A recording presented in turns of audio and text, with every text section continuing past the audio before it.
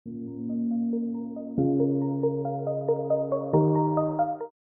And welcome to my channel T pastor universe.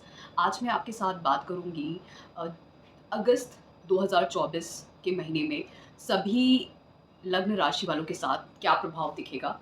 और क्योंकि बहुत सारे ग्रहों ने अपनी चाल बदल दी है।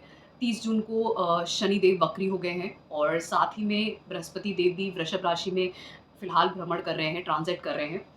तो बहुत सारे अभी आप देखेंगे कि बहुत सारे ना सिर्फ आपके जीवन में बदलाव हो रहे हैं, क्योंकि ये जो बड़े ग्रह जब ट्रांजिट करते हैं और साथ में राहु देव ने भी अपना नक्षत्र परिवर्तन किया 7 जुलाई को उत्तरा भाद्रपद नक्षत्र में, जो शनिदेव का नक्षत्र है। तो अब राहु देव जो हमेशा वक्री रहते हैं वो शनिदेव की तरह प्रभाव देंगे और बृहस्पति देव की फिलहाल राशि में बैठे हैं और बृहस्पति देव वृषभ राशि में है और रोहिणी नक्षत्र में रहेंगे जो चंद्रमा का नक्षत्र है।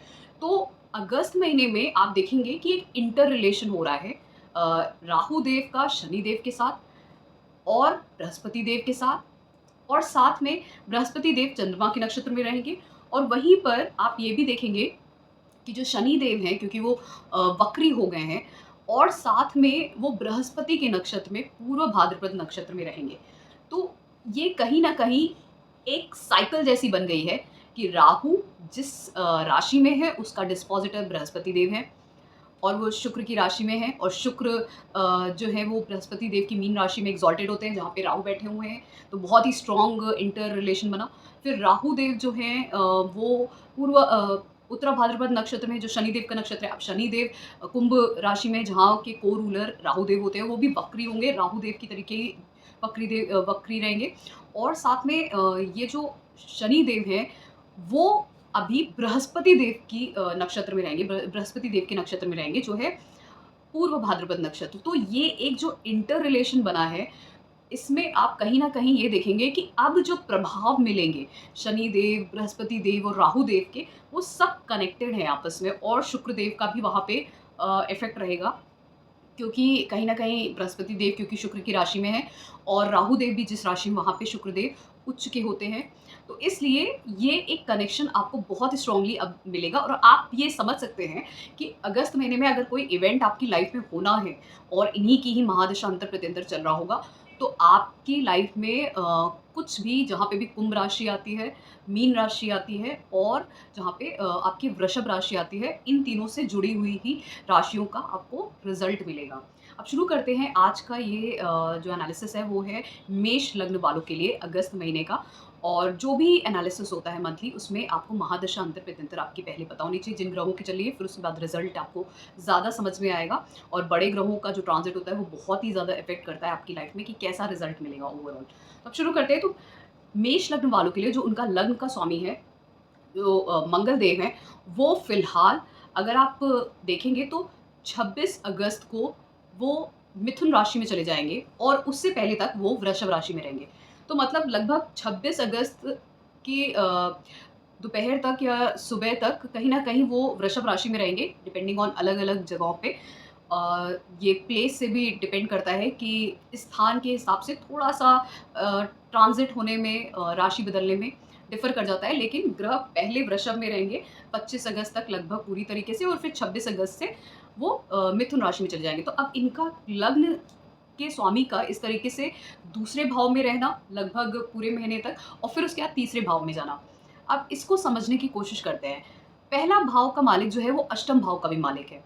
ये जब दूसरे भाव में जाएगा कहीं न कहीं आपका जो माइंड है, आपका जो दिमाग है वो कहीं न कहीं पूरी तरीके से फैमिली में, फैमिली के साथ-साथ पैसों में और आपके खाने-पीने पे रहेगा, इन्हीं सब चीज़ों पे रहेगा। और इस टाइम पे हो सकता है आपकी वाणी में भी आप थोड़ा-सा अपने इस तरीके से आप देख सकते हैं कि आप जब बोलेंगे तो आप थोड़ा-सा स्ट्रेट फॉरवर्ड होके या फिर सामने वाले को बिल्कुल एकदम रिएक्ट करके हो सकता है किसी को बात कह सकते हैं स्ट्रेट उसके मुँह पे, जो कभी-कभार हर्ट कर सकती है किसी को। लेकिन ये याद रखिएगा बृहस्पति देव बैठे हैं साथ में वहाँ पर और वृषभ राशि है, तो इसलिए हो सकता है उस तरीके से आप क्रूरता के साथ किसी के साथ व्यवहार ना करें, ना बोलें, लेकिन फिर भी वहाँ पर एक अ, थोड़ी-सी ब्लंटनेस जिसको बोलते हैं स्ट्रेट फॉरवर्ड किसी को बात करते वक़्त किसी से सीधे से बिल्कुल मुँह पे बोल देना, इस तरीके की चीज़ें हो सकती है, लेकिन उतनी भी नहीं खराब होंगी क्योंकि जो उनके साथ जिनका कंजंक्शन होगा मंगल देव का, युति होगी, वो है बृहस्पति देव जो उनके मित्र हैं और साथ में वृषभ राशि जो शुक्र की राशि है। तो इसलिए ये कहीं न कहीं बहुत ही पॉज़िटिव रिज़ल्ट ज़्यादा देगी as compared to negative result, और ख़ासकर क्योंकि ये अष्टम भाव के मालिक हैं, तो अचानक से आपके धन में वृद्धि हो सकती है या अचानक से आपके परिवार में भी कुछ हो सकता है क्योंकि चौथी दृष्टि जो है मंगल देव की, वो यहाँ से आपके पंचम भाव पे जाएगी। तो कहीं न कहीं जिनको जो टेक्निकल बेंट ऑफ माइंड के लोग हैं, मतलब जो इंजीनियरिंग फील्ड में, टेक्निकल फील्ड में, वो कुछ शुरू कर सकते हैं। हो सकता है बैचलर्स की डिग्री इस टाइम पे आप शुरू करें या मास्टर्स, पीएचडी का सोच सकते हैं। लेकिन इन्हीं टेक्निकल फील्ड्स में, क्योंकि वहाँ से मंगल देव की सप्तम दृष्टि अष्टम भाव पे, जो अपना ही भाव है, तो अचानक से बहुत सारे अच्छे कार्य करवा सकते हैं। बृहस्पति देव के साथ युति है, तो ये युति बहुत अच्छी रहेगी, बहुत अच्छे परिणाम देगी। और फिर उसके बाद एक अष्टम दृष्टि आपके नवम भाव पे, तो भाग्य भी साथ देगा। और क्योंकि ये जो अष्टम दृष्टि है, वो भी उनके मित्र की राशि पे जा रही है, जो बृहस्पति देव की राशि धनु राशि, तो इसलिए ये समय आपके लिए अच्छा रहेगा। फिर जब मंगल देव मिथुन राशि में आएंगे, यहाँ पे इनको थोड़ा सा डिफिकल्टी होगी क्योंकि ये बुध की राशि, और बुध देव और मंगल देव में कहीं न कहीं वो शत्रुता है, और दोनों ही एक साथ आप युति करें या फिर अगर एक दूसरे की राशि में बैठे, तो कहीं न कहीं वो वहाँ पर अनकंफर्टेबल होते हैं। और ख़ासकर मिथुन राशि में जितनी ज़्यादा हाईएस्ट डिग्री होती है उसकी, जितना ज़्यादा 20 डिग्री के ऊपर या 25 डिग्री के ऊपर होता है या नियर टू 30 डिग्री के ऊपर होता है मंगल देव यहाँ पे आपकी कुंडली में हो या वैसे भी, तो आपको दिखेगा क्योंकि वो अपने नीच राशि की तरफ प्रोग्रेस कर रहे हैं, और नीच राशि उनकी कर्क राशि है। इसलिए जब मिथुन राशि में जब वो 26 अगस्त को जाएँगे, तो आप उसका थोड़ा बुरा प्रभाव देख सकते हैं। अब बुरा प्रभाव कैसे मिलेगा आपको? बुरा प्रभाव इसका ये हो सकता है कि अब आप बहुत ज़्यादा हार्ड वर्क करेंगे, डेडिकेटेडली होके बहुत ही ज़्यादा मेहनत करेंगे, अपने स्किल्स पे काम करेंगे, और कहीं न कहीं अपनी पूरी क्षमता लगाएँगे, विल पावर लगाएँगे अपने कार्य को करने में। और ये एक्सीडेंट का भी योग बनाता है क्योंकि अष्टम भाव से अष्टम भाव जो है वो तीसरा भाव है, तो डेथ का भी है। तो जिसकी भी मंगल की महादशा अंतर-प्रत्यंतर चल रहा होगा, और ये वो मेष राशि का होगा या लग्न का होगा, और आपका समय कुछ ऐसा चला होगा, तो अष्टम भाव भी डेथ का होता है और तीसरा भाव भी डेथ का होता है, मृत्यु का होता है। तो इसलिए इस समय में ध्यान रखिएगा, मृत्यु कारक कष्ट ज़रूर किसी को हो सकता है, नहीं तो मृत्यु का किसी का समय आपके आस-पास पड़ोस में भी हो सकता है, क्योंकि तीसरा भाव पड़ोसियों का, सिबलिंग्स का भी होता है। तो इन सब चीज़ों का आपको ध्यान रखना होगा क्योंकि ये कोई अच्छा ट्रांज़िट नहीं है जब मंगल देव मिथुन राशि में जाते हैं, और ख़ासकर आपको ये ध्यान रखना है कि आप अपने बोलने और लिखने पे खासकर ध्यान रखना है, और कोशिश करें कि डिजिटली आपकी किसी से फाइट ना हो, सोशल मीडिया पे, या वर्बली भी अपने पड़ोसियों से या सिबलिंग्स के साथ लड़ाई झगड़ा ना हो, इसका ध्यान रखना है क्योंकि ये लड़ाई झगड़ा भी करवाता है, थोड़ी सी मतभेद भी करवा देता है। तो ये था परिणाम मंगल देव का आपके लग्न का। अब बात करते हैं शुक्रदेव का। शुक्रदेव का प्रभाव कैसा रहेगा? अब शुक्रदेव आपके दूसरे और सप्तम भाव के मालिक हैं, दोनों ही मारक भाव हैं, और क्योंकि ये डबल मार्केश बनते हैं शुक्रदेव, तो आपकी कुंडली के लिए कहीं न कहीं कष्टकारी है। अब इनकी जब मैं बात कर रही हूँ, तो शुक्रदेव फिलहाल 31 जुलाई से सिंह राशि में होंगे, आपके पंचम भाव में होंगे। तो ये ट्रांज़िट अच्छा है उन लोगों के लिए जो शादी करना चाहते हैं, और शादी भी अपनी पसंद की लव मैरिज या अपनी पसंद की शादी करना चाहते हैं, तो ये समय उनके लिए अच्छा है। फिर जो बिज़नेस शुरू करना चाहते हैं या चाइल्ड बर्थ के लिए, प्रोजेनी के लिए सोच रहे हैं, उनके लिए भी अच्छा है।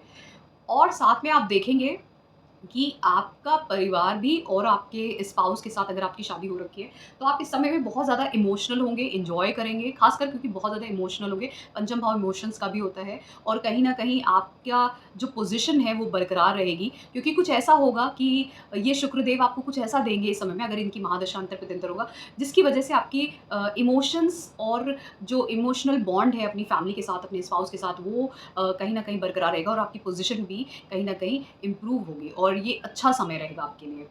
फिर यही शुक्रदेव जब कन्या राशि में जाएँगे 25 अगस्त को, तो यहाँ से वो अपने नीच राशि में चले जाएँगे, और छठे भाव में।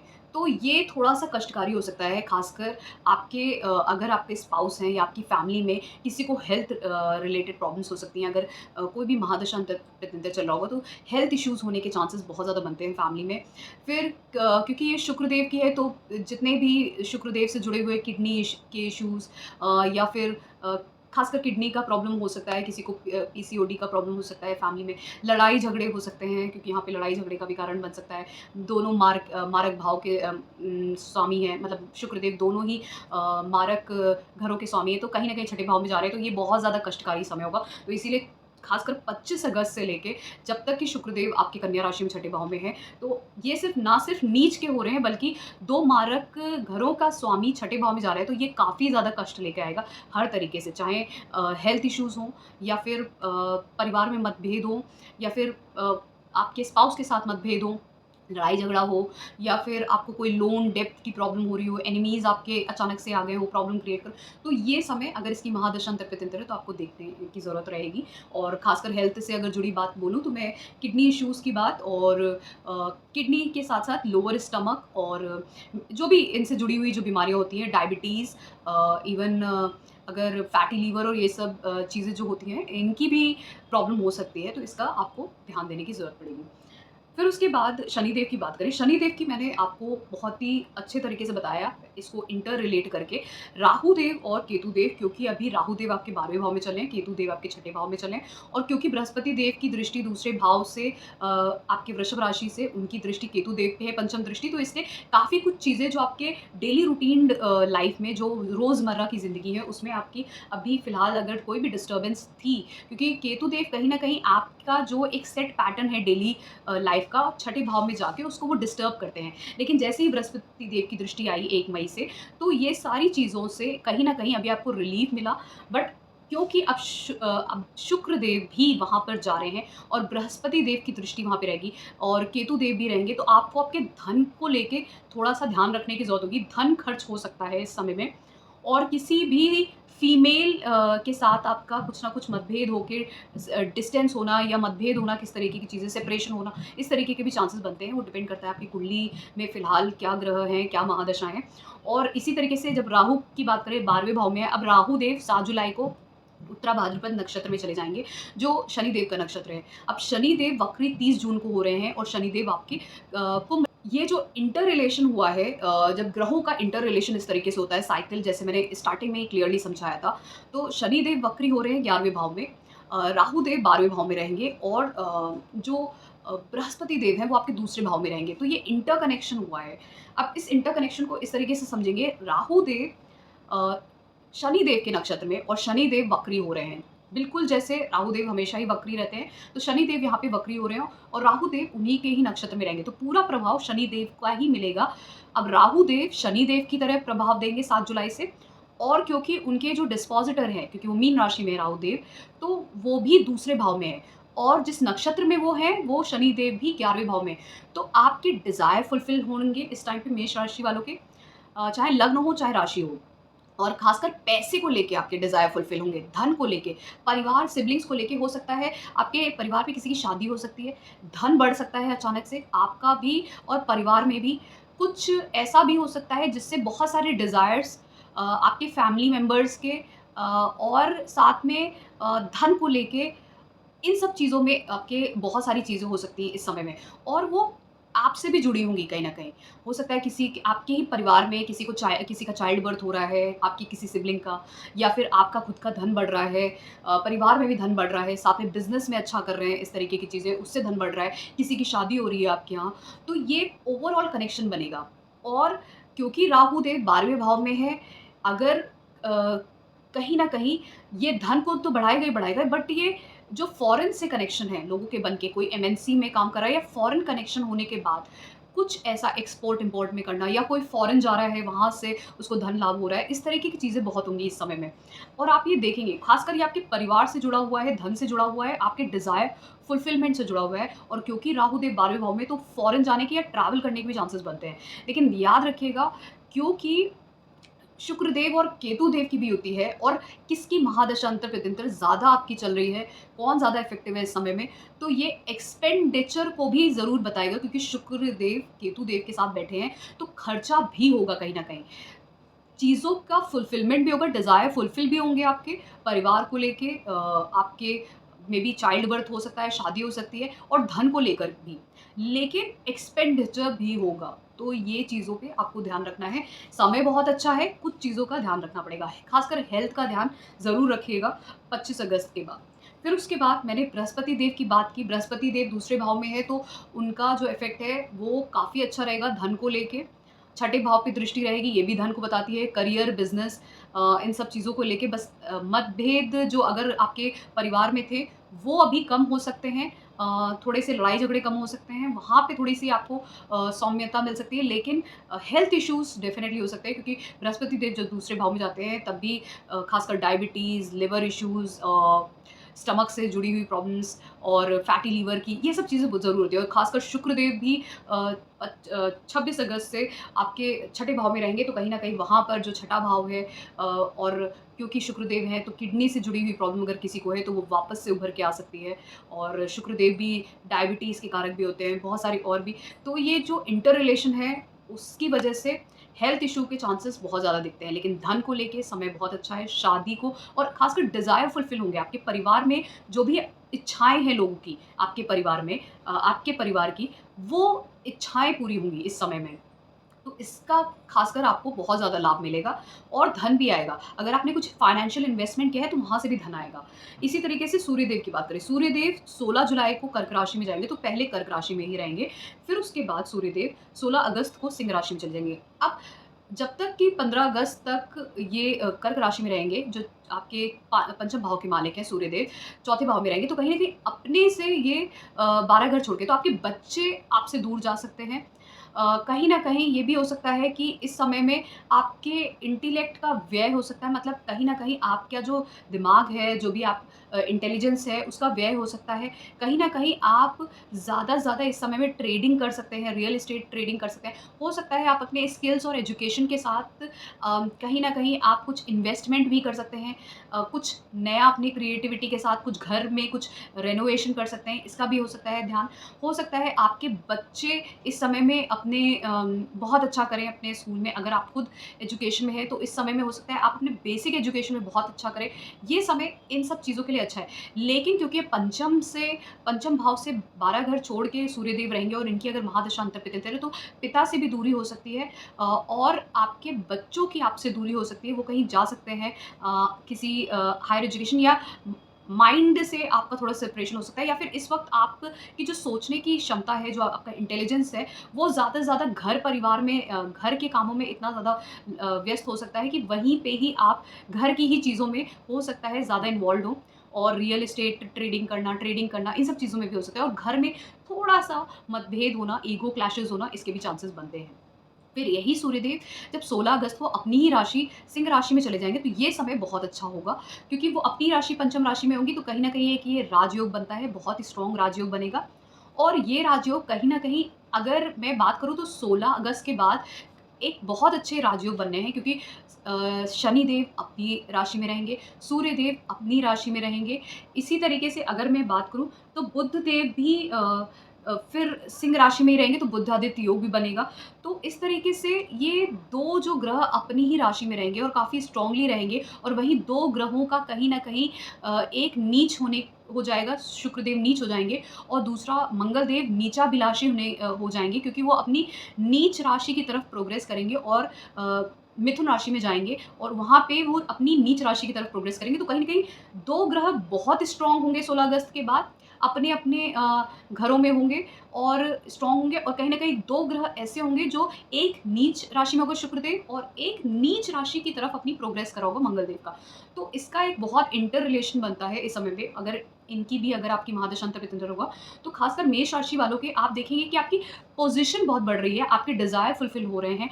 आपके यहाँ कोई अच्छा कार्य हो सकता है, धन आने के चांसेस, बहुत सारे डिज़ायर फुलफ़िल हो सकते हैं, पोज़ीशन बढ़ सकती है, चाइल्ड बर्थ के चांसेस भी बनते हैं। कोई अपनी स्किल से या अपनी क्रिएटिविटी से कुछ बहुत अच्छा नाम कमाएगा इस समय में। आप अपना नाम भी कमा सकते हैं इस समय, बहुत अच्छी पोज़ीशन भी मिल सकती है, ख़ासकर, और आप एजुकेशन में अगर हैं, तो वहाँ पे भी। और ये इसके साथ-साथ बहुत सारे ऐसी भी चीज़ों में आपको लाभ दिलाएगा, क्योंकि सूर्यदेव और शनिदेव आमने-सामने भी होंगे, तो भले ही आपका एक मतभेद हो सकता है अपने पिता के साथ, या फिर अपने से लो क्लास के साथ जो आपके यहाँ स्किल वर्कर्स हैं उनके साथ, लेकिन फिर भी वहाँ से आपको पंचम भाव से और 11वें भाव से आपको लाभ ज़रूर दिलाएँगे उन भावों से। कहीं न कहीं उनसे बहुत कुछ अच्छा हो सकता है। आप हो सकता है इस समय में ये सोचें कि अपने ही दम पर, अपने ही क्रिएटिविटी के साथ या अपने ही इंटेलिजेंस के साथ आप हो सकता है कुछ नया कार्य शुरू करना, या फिर अपनी ज़िंदगी में अपने दूसरे डिज़ायर पे धन को लेके अपने जो डिज़ायर्स हैं उसको फुलफ़िल करने के लिए कुछ अपने ज्ञान से कुछ करना, इस तरीके की चीज़ें हो सकती हैं। या टीचिंग में जाना या किसी भी तरीके की चीज़ें करना, ये सारे कार्य इस समय में हो सकते हैं। ख़ासकर जो लोग मीडिया से जुड़े हुए हैं, उनको कोई फ़ेम मिल सकता है, कोई पोज़ीशन मिल सकती है, इस तरीके के भी चांसेस दिखते हैं, ख़ासकर गवर्नमेंट में। फिर जैसा मैंने बोला, बुध की बात करते हैं। बुध भी 19 जुलाई को सिंह राशि में चले जाएँगे, तो वो सिंह राशि में ही रहेंगे और फिर 5 अगस्त को वो वक्री हो जाएँगे। सिंह राशि में ही, वहीं पे ही आगे जाकर उनकी युति सूर्यदेव के साथ होगी। तो वक्री जो बुध होते हैं, वो कहीं न कहीं, क्योंकि जो सूर्यदेव के हमेशा नज़दीक रहते हैं वो हैं शुक्रदेव और बुधदेव, दोनों ही हमेशा उनके पास ही रहते हैं। तो जब वक्री भी होते हैं तो कोई वो बुरा प्रभाव नहीं देते हैं। बस ये होता है कि जो इनका इंटेलेक्ट है वो अलग तरीके से, क्रिएटिव तरीके से काम करता है। पंचम भाव में इनकी युति होगी जब सूर्यदेव और बुधदेव वक्री होंगे, तो सिंह राशि रहेगी, वहाँ पे बहुत स्ट्रॉन्ग बुधादित्य योग बनेगा पंचम भाव में। तो इस वक़्त वो जो बच्चे हैं जो स्कूल कॉलेज में हैं, बैचलर्स कर रहे हैं या क्रिएटिव फील्ड में है या प्रोडक्ट सेलिंग में है, कुछ भी ऐसा, वहाँ पे आपका जो माइंड है वो कुछ अलग तरीके से, कुछ यूनिक तरीके से आपका काम करेगा और कुछ आप डिफरेंट तरीके से अपने इंटेलिजेंस को यूज़ करके कुछ बहुत अच्छा कर सकते हैं अपने बेसिक एजुकेशन में, बैचलर एजुकेशन में, और अपने जो भी अगर आप कार्य क्षेत्र जहाँ पे प्रोडक्ट सेलिंग जैसी डिज़ाइनिंग जैसी चीज़ें होती हैं, या फिर क्रिएटिव चीज़ों में जहाँ पे होता है, जहाँ पे इंटेलिजेंस का यूज़ होता है, अगर आप टीचिंग करते हैं, मंत्र साधना करते हैं, ऑक्कल्ट साइंस में, वहाँ पे आपका दिमाग बहुत अच्छा काम कर सकता है। और क्योंकि बुध देव आपके छठे भाव के भी स्वामी हैं, तो ये लोग इस समय में छठा भाव अपनी डेली रूटीन वर्क लाइफ से कुछ हट के कुछ करेंगे। जो भी उनका जो डेली का वर्क रूटीन है उससे हट के अपने क्रिएटिव माइंड को यूज़ करके कुछ करेंगे। हो सकता है अपने करियर में भी वो इसी तरीके से बदलाव करें कुछ अपने जीवन में, करियर में, ये भी हो सकता है इस समय में। और फिर यही बुध देव 22 अगस्त को कर्क राशि में चले जाएँगे, वापस से पीछे जाएँगे अपने चौथे भाव में। तो ये समय कहीं न कहीं आप देखेंगे, अब पहले हो सकता है कुछ लोग अपनी जॉब को छोड़ के कुछ अपने क्रिएटिविटी के साथ कुछ डिफरेंट करें, और फिर हो सकता है वो घर से ही जुड़ के, अपने ही मदरलैंड से जुड़ के कुछ नया कार्य शुरू करें, इस तरीके की भी चीज़ें देखते हैं। और फिलहाल इस समय में जो लोग स्कूल में हैं, वो लोग बहुत अच्छा कर सकते हैं, जो लोग क्रिएटिव फ़ील्ड्स में हैं, वो लोग बहुत, और बुधदेव ट्रेडिंग के लिए भी बहुत अच्छे हैं, तो इसलिए ट्रेडिंग के लिए भी ये समय बहुत अच्छा रहेगा। ख़ासकर 22 अगस्त से आपका रियल एस्टेट ट्रेडिंग में, और जो नॉर्मल शेयर मार्केट ट्रेडिंग है, वो आपका उससे 22 अगस्त से पहले तक। तो ये था मेरा एनालिसिस। अब इसको थोड़ा-सा ब्रीफ में कर देते हैं, हेल्थ, वेल्थ, मैरिज, रिलेशनशिप को लेके और साथ में करियर को लेके कि आपका कैसा रहेगा। हेल्थ की बात करें तो हेल्थ के लिए मैंने आपको ये मंथ काफ़ी क्रिटिकल बताया है। बहुत सारी ऐसी चीज़ें हैं जिन पे ध्यान देने की ज़रूरत है, क्योंकि बृहस्पति देव जो दूसरे भाव में होते हैं, छठे भाव को देखते हैं, तो खासकर डायबिटीज़ से जुड़ी हुई चीज़ें, फैटी लीवर, आपका जो इंडाइजेशन की प्रॉब्लम है, स्टमक, लोअर स्टमक से जुड़ी हुई प्रॉब्लम्स हैं, उन पे ध्यान देने की ज़रूरत रहेगी, क्योंकि कहीं न कहीं वो डिस्टर्ब करते हैं। फिर शुक्रदेव भी छठे भाव में जाएँगे आपके कहीं न कहीं 25 अगस्त को, जहाँ पे वो नीच के हो जाएँगे। तो जब शुक्रदेव छठे भाव में जुड़ते हैं, छठे भाव से जुड़ते हैं, तो शुक्रदेव कहीं न कहीं हमारी किडनी को और पैनक्रियाज़ और इंटेस्टाइन को भी जो कनेक्ट करते हैं, और छठे भाव से उनका कनेक्शन होने पे इन सब बॉडी पार्ट्स में, जैसे मैंने बोला, जो लोअर स्टमक का पार्ट है, डायबिटीज़ हो गया, फैटी लीवर, किडनी हो गया, इन सब चीज़ों पे आपको ध्यान देनी रहेगी। अगर आपको कोई भी हेल्थ इश्यू से डील करता है, तो ये समय में आपको ध्यान देना होगा। फिर वेल्थ की बात करते हैं। वेल्थ के लिए ये समय आपका काफ़ी अच्छा है, क्योंकि शुक्र देव, बृहस्पति देव, और साथ में बृहस्पति देव आपके शुक्र देव की राशि में है, दूसरे भाव में, और छठे भाव का जो स्वामी है, जो बुध देव हैं, उनका भी ट्रांज़िट काफ़ी अच्छा हो रहा है। फिर दसम भाव शनि देव का भी ट्रांज़िट 11वें भाव में हो रहा है, तो काफ़ी अच्छे ट्रांज़िट हो रहे हैं धन को लेके। बस हो सकता है इस समय में आपका व्यय हो सकता है कुछ चीज़ों को लेके, क्योंकि शुक्र देव केतु देव के साथ जब ट्रांज़िट करेंगे अपनी नीच राशि में 25 अगस्त से, तो वो वहाँ पर आपका व्यय ज़रूर हो सकता है, एक्सपेंडिचर्स हो सकते हैं किसी चीज़ को लेके। लेकिन धन आता रहेगा इस तरीके के, चांसेस बहुत ज़्यादा बनते हैं। अलग-अलग सोर्सेज़ से आपके पास धन, खासकर अगर आपने फाइनेंशियल इन्वेस्टमेंट किया होगा, तो वहाँ से भी धन आने के चांसेस बहुत ज़्यादा फॉरेन करेंसी में चांसेस बहुत ज़्यादा बनते हैं। फिर इसके बाद बात करते हैं मैरिज और रिलेशनशिप को लेके। मैरिज और रिलेशनशिप की बात करें, तो मैरिज को लेके ये समय काफ़ी अच्छा है। जो लोग लव मैरिज करना चाहते हैं या फिर अपनी पसंद की शादी करना चाहते हैं, मतलब भले ही अरेंज मैरिज, बट वो अपने चॉइस की करना चाहते हैं, तो ये समय आपके लिए बहुत अच्छा रहेगा। और ख़ासकर अगर जो मैरिड हैं, उनके लिए 25 अगस्त से थोड़ा समय क्रिटिकल हो सकता है, क्योंकि शुक्र देव जो आपके सप्तम भाव के मालिक हैं, वो केतु देव के साथ होंगे छठे भाव में। तो वहाँ पे मतभेद और लड़ाई झगड़े के थोड़े-से चांसेस बनते हैं, जिसको आपको ध्यान देना होगा, और ख़ासकर वो भी एक्सपेंडिचर को लेके ही होगा या हेल्थ इश्यूज़ को लेके ही होगा, तो उसके चांसेस बनते हैं, जिस पे आपको ध्यान देना होगा। फिर रिलेशनशिप की बात करें, तो रिलेशनशिप में कहीं न कहीं जब तक कि शुक्र देव पंचम भाव में रहेंगे, तो रिलेशनशिप को लेके ज़्यादा इश्यूज़ नहीं आएँगे, क्योंकि आपके शुक्र देव जो सप्तम भाव के मालिक हैं, वो पंचम भाव में जब तक रहेंगे, तो आपको रिलेशनशिप में प्रॉब्लम नहीं होगी। आप कहीं न कहीं वो एक जो इमोशनल कनेक्शन है, बॉन्ड है, वो बना रहेगा। सूर्य देव रहेंगे वहाँ पे थोड़े टाइम पे, जिसमें इनका कनेक्शन बनेगा शुक्र देव के साथ, लेकिन वो युति नहीं कर पाएँगे। बस एक समय तक साथ में एक ही राशि में रहेंगे, जो पंचम भाव में है। अगर ये युति होती, तो मैं बोलती कि थोड़ा-सा डिस्टर्बेंस, ईगो क्लैशेस होगा, लेकिन क्योंकि युति नहीं होगी, सिर्फ़ सूर्यदेव और शुक्रदेव एक राशि में रहेंगे और फिर शुक्रदेव आगे चले जाएँगे। तो ये शुक्रदेव कहीं न कहीं आपको मदद करेंगे आपके इमोशंस और बॉन्ड्स को बढ़ाने के लिए, और ये युति जो है इंटेलेक्ट के लिए बहुत अच्छी काम करती है। आपका इंटेलिजेंस बहुत अच्छे से काम करेगा, खासकर जो लोग एजुकेशन में हैं या फिर उनका काम ही ऐसा है जहाँ पे उनको क्रिएटिविटी और इंटेलिजेंस यूज़ करना होता है। फिर अब बात करते हैं करियर को लेके। करियर को लेके आपका समय सबसे अच्छा चल रहा है। चाहे बात करें, शनिदेव दसम भाव के मालिक हैं, वो वक्री हो रहे हैं। वक्री अगर आपकी भी कुंडली में है, तो ये समय अच्छा होगा। आपको अपने कार्यक्षेत्र से अब रिज़ल्ट मिलेंगे, क्योंकि 11वें भाव में शनिदेव है। अब आपको सारे गेन्स और डिज़ायर फुलफिलमेंट होगी। और साथ में क्योंकि छठे भाव की जो राशि है, वो है कन्या राशि, और बुध देव का भी ट्रांज़िट काफ़ी अच्छा है। तो जो अगर आप बदलाव चाह रहे थे अपने जीवन में, कोई गवर्नमेंट जॉब में जाना चाह रहे थे कॉम्पिटिशन क्लियर करके, तो वो भी समय अच्छा है। और अगर आप नया कुछ शुरू करना चाह रहे थे अपने कार्य क्षेत्र को छोड़ के, बिज़नेस जैसा कुछ, तो वो भी युति बनती है शुक्रदेव के साथ। तो ये समय इन सब चीज़ों के लिए बहुत अच्छा है। तो ये था मेरा एनालिसिस। अगर आपको पसंद आया है, so please do subscribe to my channel Deepa stream.